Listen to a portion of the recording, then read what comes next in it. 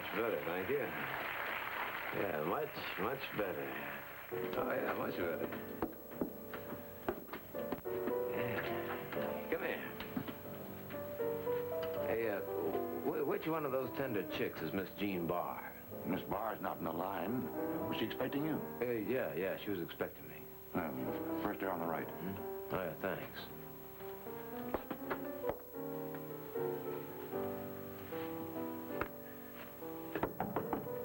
Come in.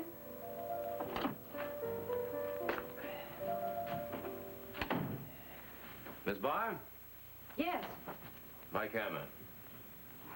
Well, you're much better looking than your pictures. Won't you sit down, Mr. Hammer? Yeah, thanks. Your phone call didn't exactly spell out what you wanted, Miss Barr. I know. Tell me about Rick Glasser. Tell you what? Well, the newspapers compared him to John Dillinger. Was that true?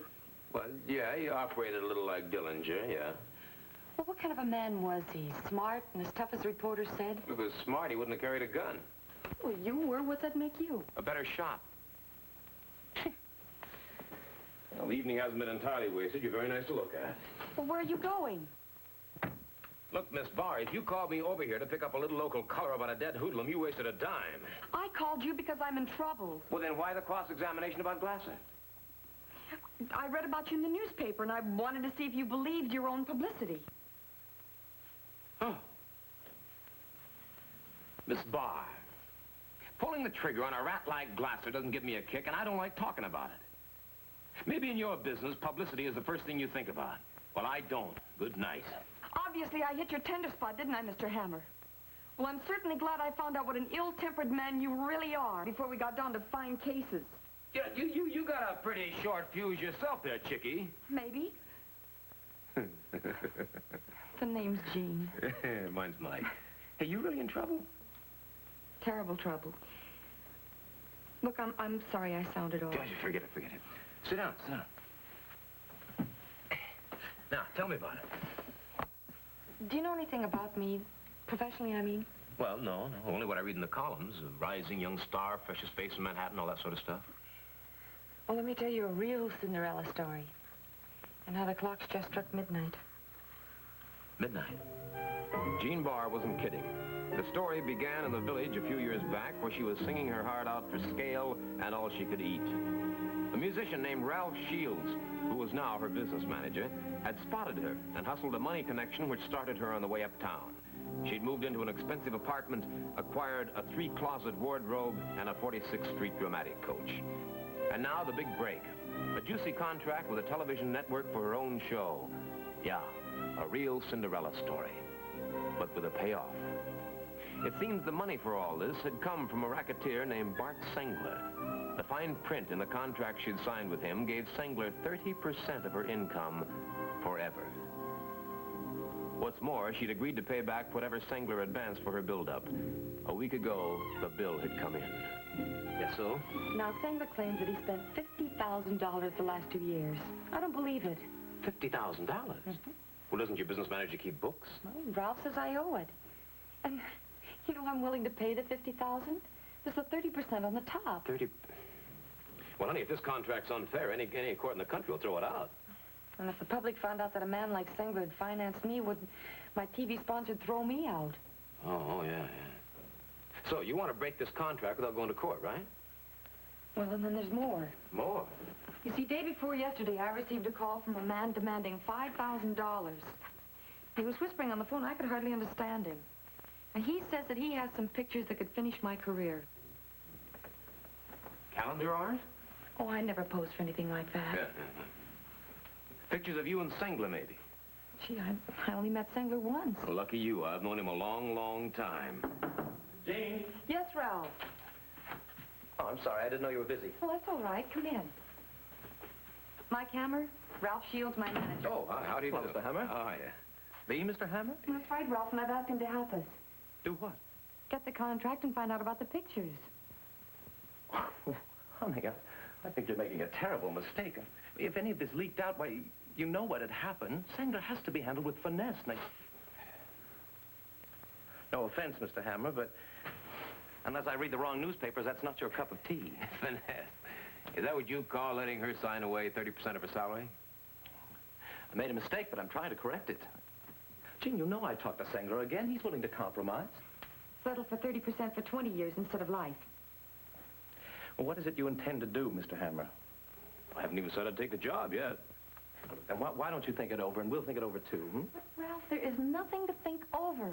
This man with the pictures is going to call back at midnight. Oh, forget it, honey. Look, every celebrity gets crackpot calls. Yes, the police department takes a very dim view of blackmail. Why not just turn it over to them, huh? Emma, you don't seem to understand. If there's even one breath of scandal, she's ruined.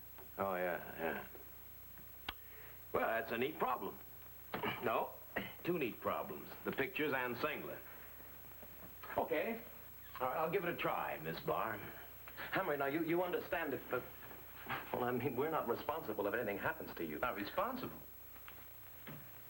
Yeah. I'll let you know where I am around midnight. Good night. Good night.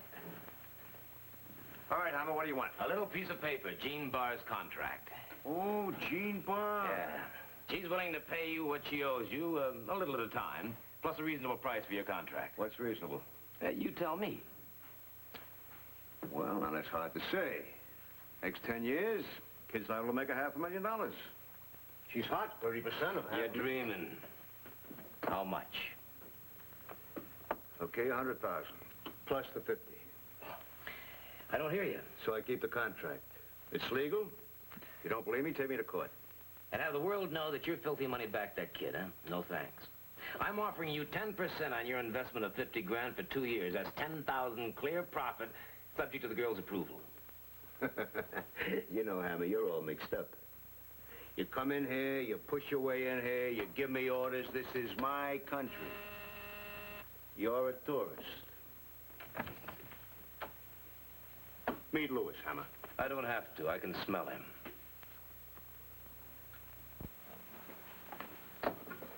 Lewis. Got a match?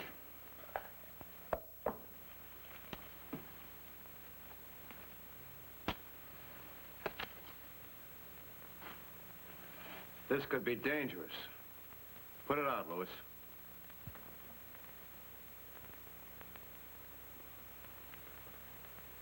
This kid would do anything for me, wouldn't you, Lewis? That's right, Mr. Sengler. Take a good look at this bum, Lewis. He wants something, but he's broke.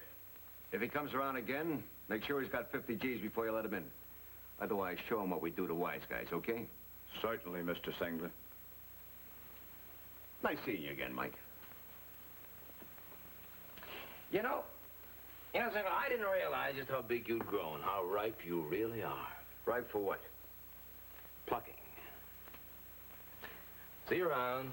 Not without 50 grand. I hadn't forgotten Jean Barr's other problem, the man with the pictures for sale. To check that, I had to wait for Jean Barr's report that the candid cameraman had telephoned her at midnight. And what better place to wait than a quiet little blot with something attractive to keep my mind occupied. Jean Barr's call came at 12:15. The blackmailer had just phoned her and left a number. Reluctantly, she said.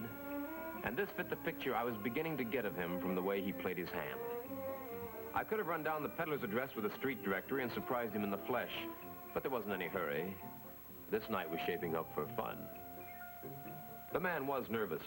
His voice kept cracking like a bashful Betty, but he agreed to meet me in the morning. Time, 10 a.m. The place, Central Park. Even with a late breakfast, I could make it by then. The forecast for the following morning was fair and warm, and I dressed for it. The weatherman must have been using last year's almanac when he called that shot. It was cold and starting to rain when I headed up the south side of the lake. Even the Buddy Can You Spare a Buck Brigade had grabbed their newspapers and run for cover. The rendezvous spot with Jean Barr's blackmailer was a footbridge near the end of the lake. It looked like my friend was on time, and my friend had a friend. Even at a distance, there was something familiar about them, or maybe my imagination was just playing tricks. And there was only one way to find out.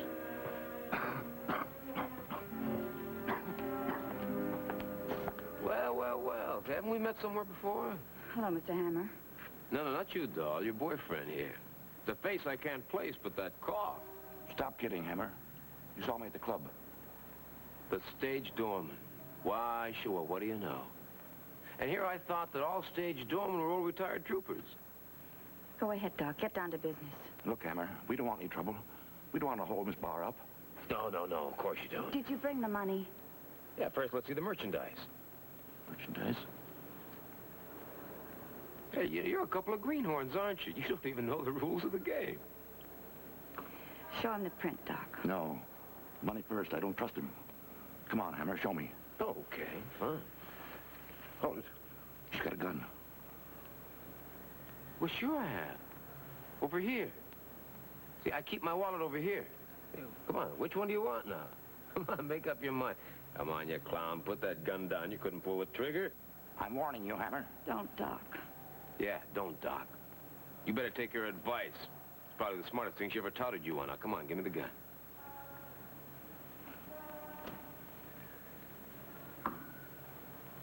Okay, Mr. Hammer, we are amateurs. Just like you said. This is the first time we ever did anything like this. You his wife? Yeah. I'm the photographer at the club. Doc's sick. All we need is a stake to get us out of town. This could get you out of town, all right? 1 to 5 years. All right, let's see the picture. This is my idea, Hammer. Don't hold her. Keep quiet, Doc. I took the picture.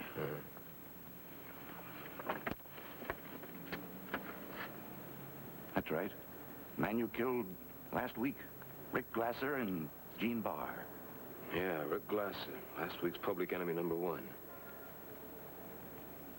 And Jean Barr. Well, what do you know?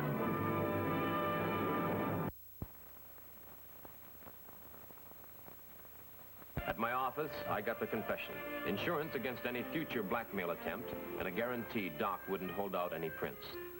They signed willingly enough. But the thing that rocked me was the fact that Jean Barr had known Rick Glasser. The implications of that one were dynamite. Well, where was that picture taken? At the Dancing Cat Club in the village about 4 years ago. I was a photo girl and Doc played piano in the combo. That's where we met. Well, then Rick Glasser was a good friend of Jean's, yeah? They went out together plenty. I guess you're wondering why she hired you knowing that you killed Rick. I can make a pretty good guess. She must have been hoping that you'd get knocked off. Yeah, you got a point. Do you know Bart Sengler? Oh, who doesn't? In the old days, he used the cat club for an office. What? Well, then Rick Glasser must have known Sengler, too, yeah? Knew him. He used to do Singler's gun work for him. At least that was the talk. Well. I told Doc and Vivian to go back to their apartment and wait until I called them. But right now, I was burning to get down to the cat club and have a few words with Jean Barr. Don't you usually knock on a lady's door before you walk in, Mr. Hammer? I'm not sure that classification includes you, Chickie. I don't know what you're talking about. Just sit right down here. Are you out of your mind? Yeah, I guess I didn't hear the bell ring when you started quizzing me about that dead gunsel. I don't know what you're talking about. Rick Glasser. What about him? You don't know him? No. I ought to shove this picture right down your little throat. Where did you get it? What do you think? Well, so I knew Rick Glasser. What difference does that make? It makes you a liar, and it makes me wonder just what you really wanted. My contract. And me dead trying to get it for you because I killed your boyfriend, right? But he wasn't my boyfriend. Mike, I've tried to tell you I've met a lot of people in this business, and it didn't mean a thing. No. Are you all right? What's going on in here? What have you been doing to her, Hammer? Just trying to find out how much of a sucker I am. What about you, Shields? Did you know Rick Glasser? Yes, I knew him. Well, what about this? Here, familiar? It's a blackmail picture, It was taken at the cat club, wasn't it? Oh, you recognize the joint, huh? I ought to. I used to work with a combo there. Did you get the negative? No, but I will. Sengler phoned me. Told me you tried to push him around. Oh, is he worried? No, but I am. Look, Sengler won't bluff. Now, your strong-arm methods are just going to ruin her career. I'm warning you, Jean. Now, don't let him do it. Mike, I guess he's right. I'm sorry. So you're calling me off the case, huh? Yes. When you deliver the negative, we'll pay you for the picture. And for your time. Mm-hmm.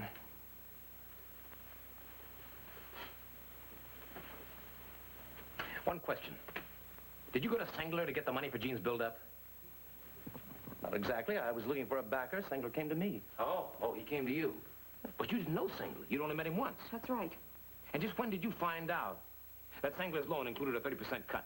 I told her about it. Last Saturday when Sengler phoned me. 2 years ago when she signed her contract, she didn't read the fine print. No, but you did. Well, not until about a year ago. I didn't want to worry Jean. Look, Hammer, I don't know what's on your mind, but you're not working for us now. Yeah, that's right. I'm not working for you anymore. I'm on my own, yeah? So on my own, I think I'll get your contract back. While I'm at it, put Sengler right out of business. Doc and Veronica Carnes lived in a modest pad on 56th Street West. Maybe they could supply a few more answers. But I was wrong. Doc and Veronica weren't answering any questions. Somebody had chewed through Carnes' apartment like a Kansas twister. There was no way to tell if they'd found what they were after. No way to even know for certain what they'd been looking for. And it had to be important. Doc and Veronica must have thought so, too. The blonde with the camera wouldn't have to worry anymore about Doc's cough or about anything else. They'd fought together as a team to find their miserable little place in the sun. And apparently they died the same way. No wounds, just finger marks around their throats. The police might find a tangible clue somewhere in this mess, so I called Pat Chambers at Homicide. But I couldn't wait.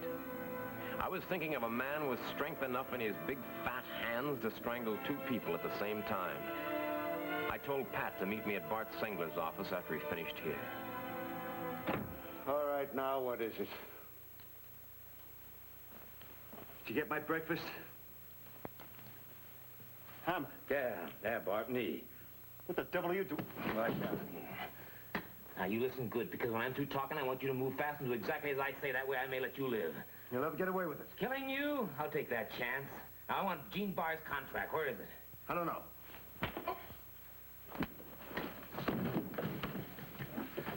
All right, Bart, you're dressed for a workout. You're gonna get one. Now, where's that contract?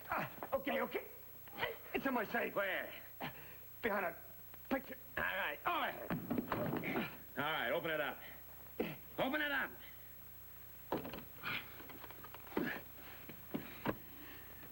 Come on.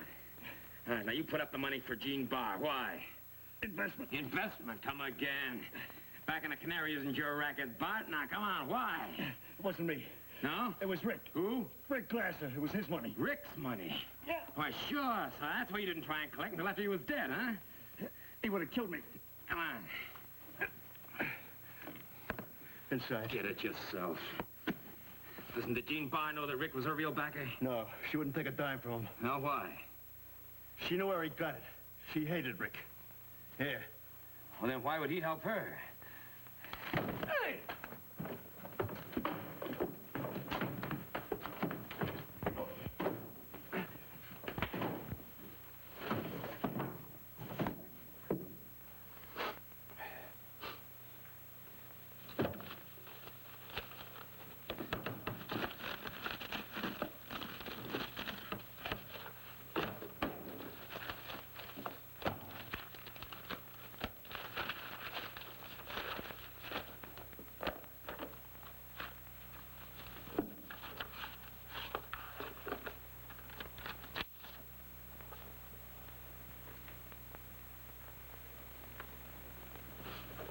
Of course, it had to be you.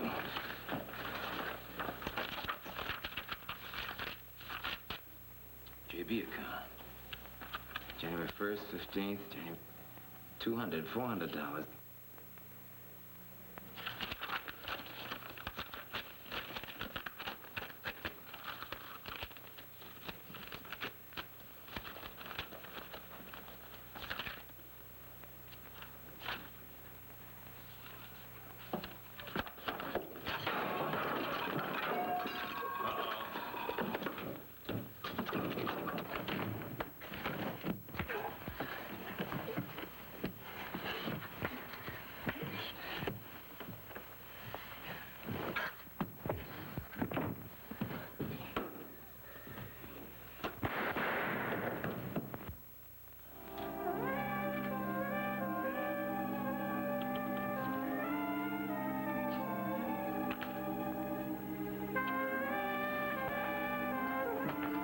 Come in.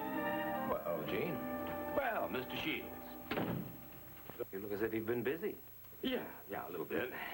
Oh, here's your negative, Gene. But don't you wonder who took it? Who's been blackmailing you? What difference does it make? Look, Hammer, we're getting tired of your questions. But you knew who took it, didn't you? Well, I could guess. Veronica Carnes. Yeah, they're dead. What?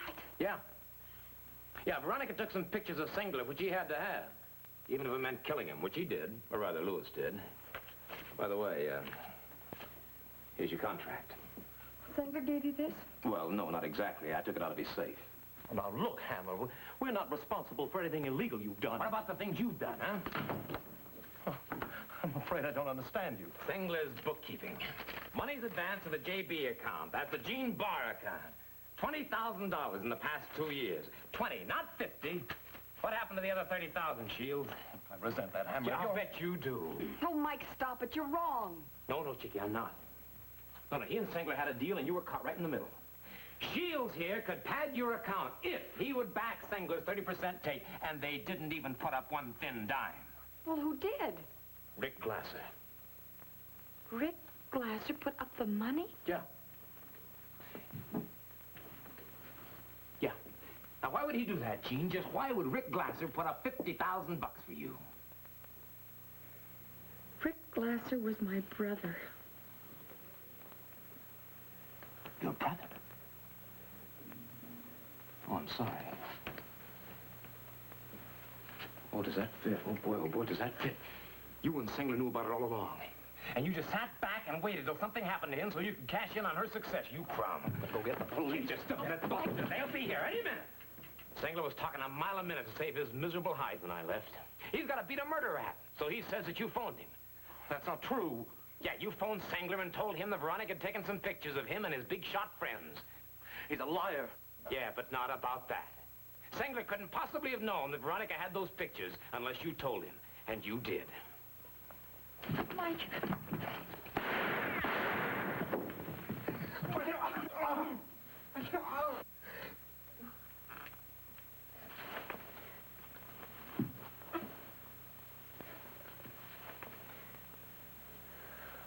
Hey, come on. Come on. You know, if I were you, I'd grab a powder puff and make a face. Just about 5 minutes, this room's going to be full of people. Mike, I'm finished. When they find out, they'll run me right out of Oh, town. honey, no. After this, you can't miss being a star.